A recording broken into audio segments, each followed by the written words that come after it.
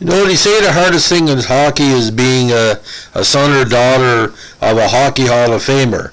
Now, this gentleman was the son of probably one of the most beloved Toronto Maple Leafs of all time, Hockey Hall of Famer Sil Apps.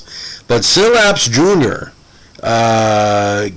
Carved a path for himself that has been so prestigious and so, honored, that despite the fact he had retired early, everybody still talks about him because he made the Pittsburgh Penguins into a contender just with his established professional style of hockey.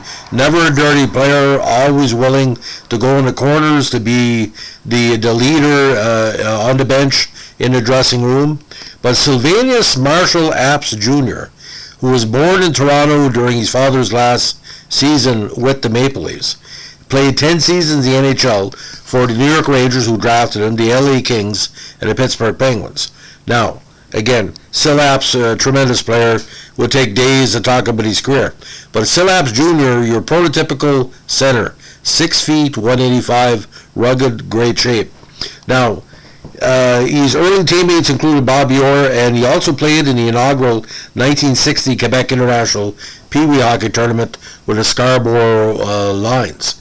Now, he was high on the NHL scouts' radar from early age, and he was eventually drafted from Kingston of the Ontario Midget Association in 1964. The Rangers lucked out that year. They had some good picks. Now, a right-handed shot, again, very, very dedicated to the teams he played for. Now, he started college play at Princeton, but left after his freshman year and never played for the varsity team. Now, after being drafted, he played with numerous minor and pro teams and attended Queen's University while playing for the Kingston Aces senior team, where he earned a BA degree in psychology. Now, you look at these teams after he was drafted. He played with the Kingston Frontenacs in 1966. Of course, being a Princeton, not say player, but, with the Princeton program, unofficially. Kingston Aces in 68 and 69, we had 30 goals over 2 seasons in 62 games. Also played in 69 with the Buffalo Bisons of the AHL, an affiliate of the Rangers. Omaha Knights CHL, he had 54 points. He won the regular season title. He had 19 points in the playoffs, and also played with the Bisons in the playoffs. So he played in the CHL and EHL playoffs. Now, 71 was a very bizarre year. He started with the Omaha Knights, played 31 games with the Rangers, and found himself, of all things, was quite a big shock. He was traded to New York with Sheldon Kannegeezer to Pittsburgh in exchange for Glenn Sather. Now, like I said, Adams, he won the Adams Cup in Omaha in 1970, leading all players in playoff goals with points and leading playoff goals and points. Again, same season won the NHL Calder Cup with Buffalo after joining the team for his final 7 playoff games. One of the few players in NHL alumni history to win an AHL and CHL playoff title in the same year. But he never played an AHL regular season game. When he made the big club with Pittsburgh, he set a record since tied for assists in one period with 4 versus Detroit on March 24, 71. At the time, he also tied the NHL record, which was later broken. Now, he was selected to play in the 73 NHL All-Star Game, but missed it with injury. Now, at this time, Pittsburgh had probably one of the best lineups they ever had. Pronovo was there, Lowell McDonald, some good offensive and defensive players. Pierre LaRouche later arrived. Ochar was there, Hartley Monahan. Now, he led Pittsburgh in assists in 72, 73, 74, 76, and 77. 44, 56, 61, 67, and 43. He was one of 4 players who shared Pittsburgh Team MVP award for 74. He also represented Pittsburgh in a 75 All-Star game, becoming the first son of a former NHL All-Star and Hall of Famer to appear in the Midwinter Classic. He was MVP of that game with 2 goals for the Wales Conference in a 7-1 victory. Now, he was also active in the NHLPA as he was Pittsburgh's representative for a while. He set the Pittsburgh record, which has since been broken, with 67 assists in 76. He also scored a career-high 99 points for Pittsburgh in '76. Now, when he was traded, when Pittsburgh was just getting rid of everybody because of lack of playoff success, including Jean Pronovost, Pierre LaRouche, Ochar, Monahan, Dave Burrows. He was traded by Pittsburgh with Hartland Monahan to LA in exchange for Dave Schultz, Gene Carr, and a fourth-round pick, which turned out to be Shane Pearsall.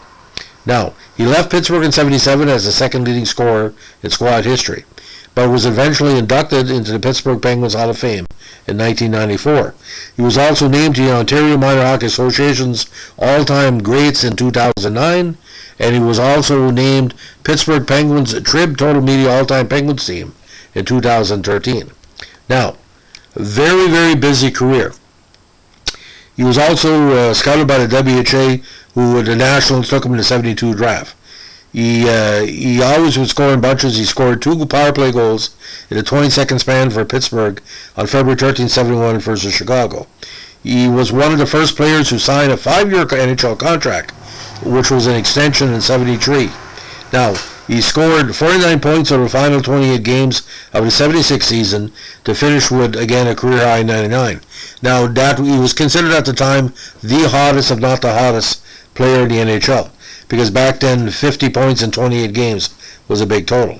Now, he had a big game again against Minnesota, December 21st, '77, with 4 goals and 6 points versus the Stars, of course, since been broken.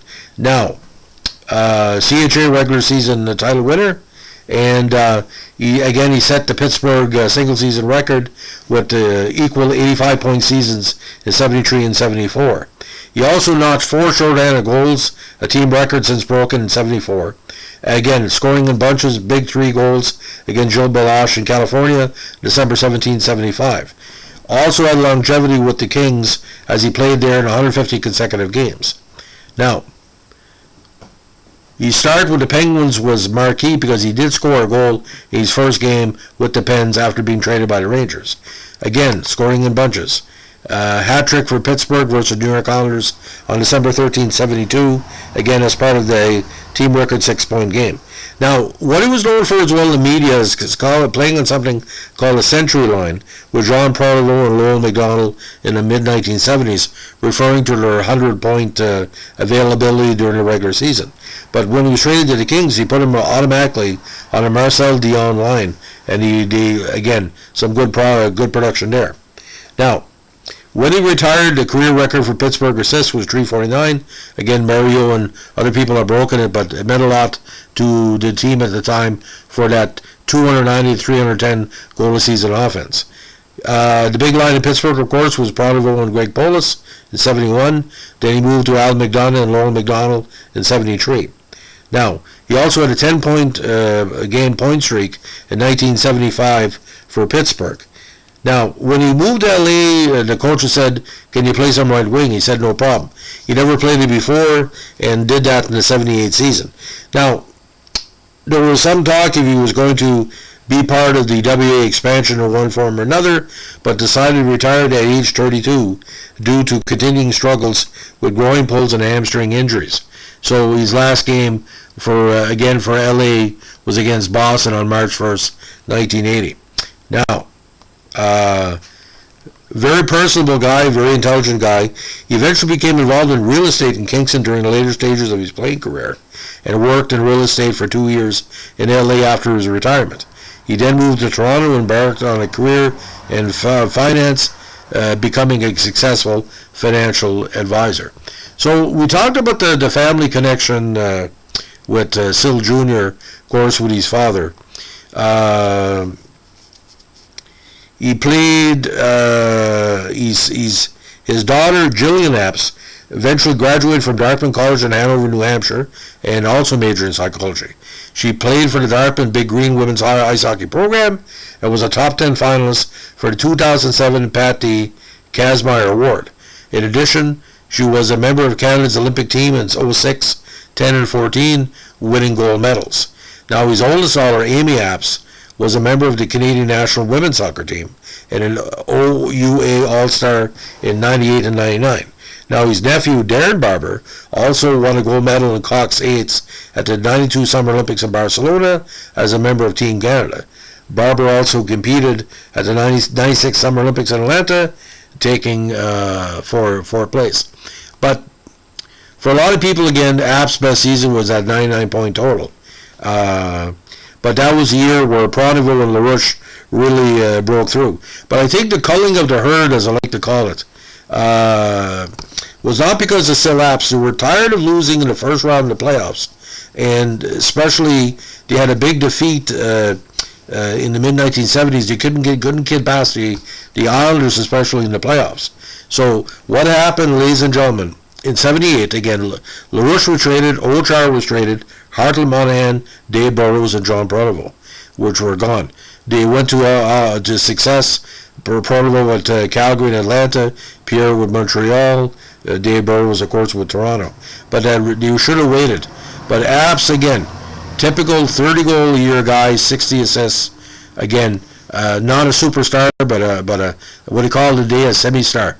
But living under the shadow of the Apps family name, I don't remember anybody really putting additional pressure on him, except the Pittsburgh management, where they expected, because of the great stars he had, for them to get to the next level, or the quarterfinals or semifinals.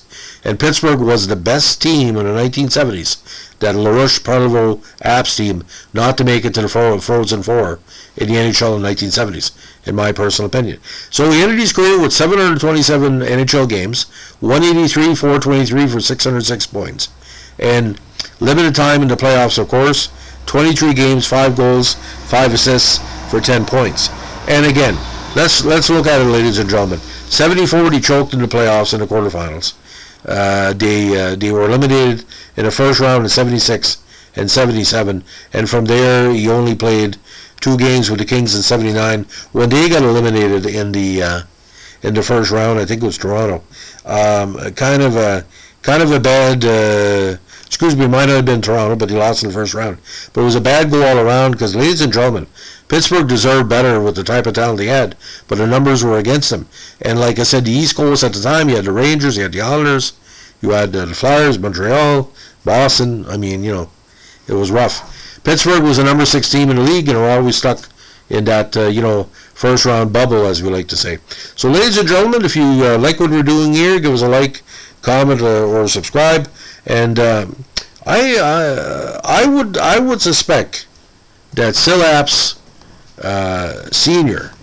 never expected, when the baby was quite young, when his last season in Toronto, that his son would do so well. Because Sil was big as well. He was he was in the Legislative Assembly of Toronto for 12 years, and he was also Minister of all things correctional services. Well, the amount of people that hit Sil Apps' junior's father with his stick, he knew about that. Now, talk about that. They had 5 children: Sil Sr. and Josephine, Robert, Carol, Janet, and of course Sil Apps Jr. Now, again, quite a family legacy. But read up about Sil Apps' career. It's quite tremendous, because in a 40 to 48 game season, he was averaging a point a game pace. And the playoffs, ladies and gentlemen, when Toronto was the team in the 1940s, Sil Apps would leave his best play, and his best 2 seasons in the NHL were his last. And that's why the legacy is there, because he won the wartime Leafs, and he lost a few years because of the war as well. So, but Sil Apps family, what a legacy, ladies and gentlemen. So thanks for listening. Bye.